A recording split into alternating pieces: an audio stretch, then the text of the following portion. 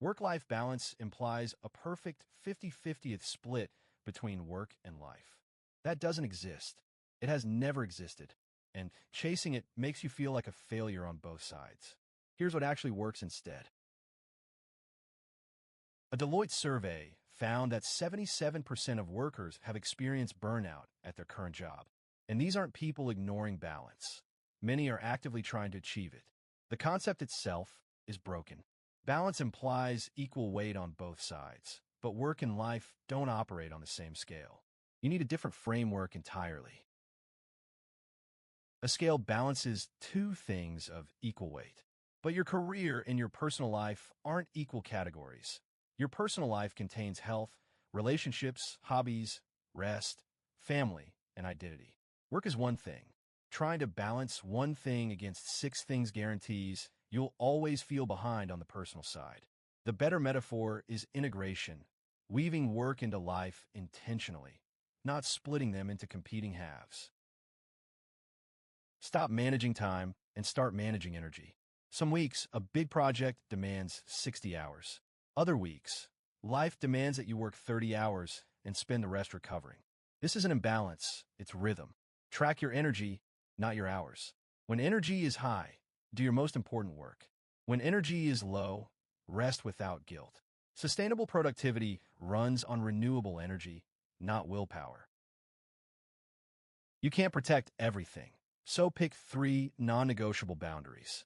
Mine are no work after 7 p.m. on weekdays, no email on Sunday, and 1 full day per week with no screens.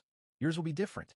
The key is picking exactly 3, communicating them to your team and family, and defending them ruthlessly. 3 boundaries you actually keep are worth more than 10 you constantly violate.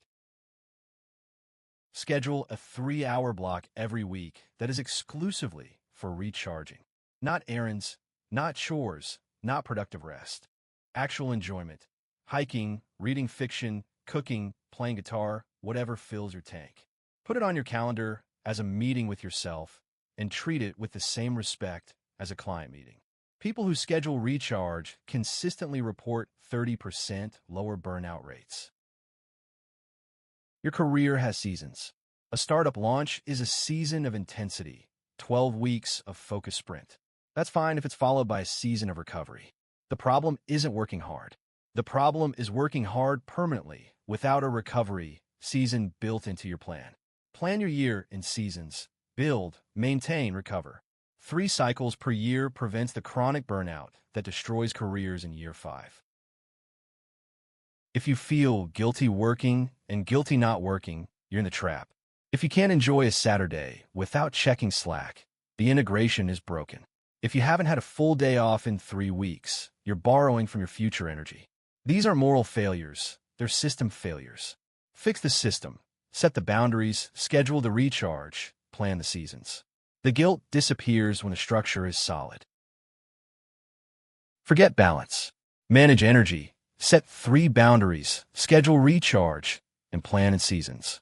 I linked a free energy tracking template and seasonal planning worksheet in the description.